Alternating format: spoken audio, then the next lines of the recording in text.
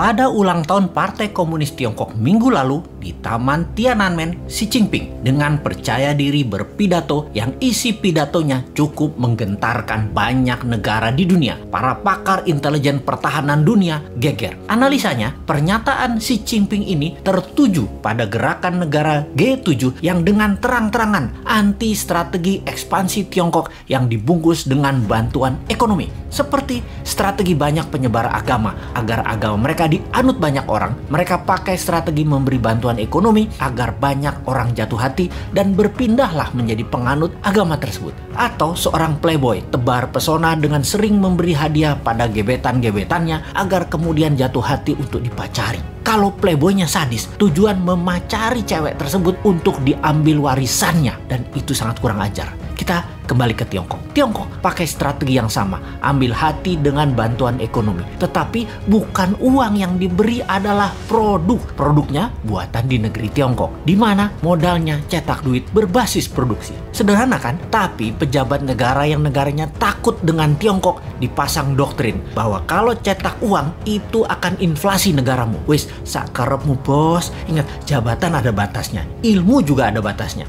Hanya kebodohan yang ada batasnya. Nanti New Mind pakai strategi sama, memberi. Kalau sekarang kita lanjut dengan G7 yang anti strategi Tiongkok dan akan mempunyai program B3W yang menyediakan anggaran 10 kali anggaran Tiongkok ekspansi ke luar negeri. Kalau New Mind jadi, kita nggak pakai keduanya, kita main sendiri. Wis, pinter kalau urusan dalam negerinya. Ke luar negerinya, kedua pihak G7 dan Tiongkok kita mainkan. Lalu Xi Jinping mengatakan akan melakukan 3 hal: memenggal kepala negara yang melawan dan membuli dan membuat masalah dengan Tiongkok. Tiongkok akan membangun 100 silo. Silo adalah tempat peluncuran nuklir warhead roket. Kemudian akan mengambil secara utuh kembali, yaitu Taiwan, Macau, dan Hong Kong. Ini agresi militer niatnya. Biden, pemimpin Amerika, gemetar. Dan Biden mengajak Tiongkok, Rusia, dan Amerika untuk membuat pertemuan 3 negara. Di sini, perebutan global power mulai dicanangkan. Ini serius. Kalau Anda nasionalis dan patriotis NKRI garis lurus, kita membahas negara mulai dari sini. Kita menengok sejarah dunia dalam masalah perekonomian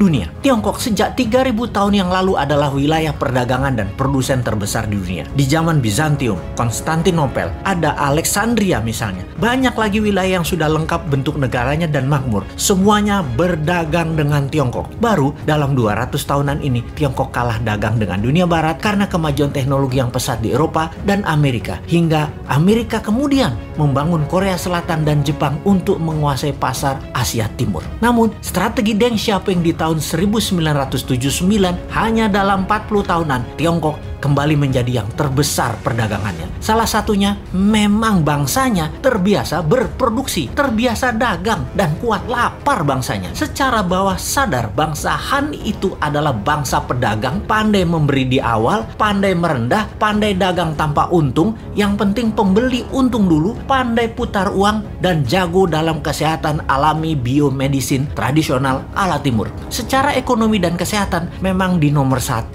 dan 2 kan, baru makanan. Mereka itu jago makan. Makanan mereka enak-enak. Secara dasar kehidupan, pola pikir bawah sadar mereka ya happy-happy dan kerja keras. Work hard, play hard. Jangan kayak di negara tetangga. Banyak yang work soft, no play. Ai mate dah lu.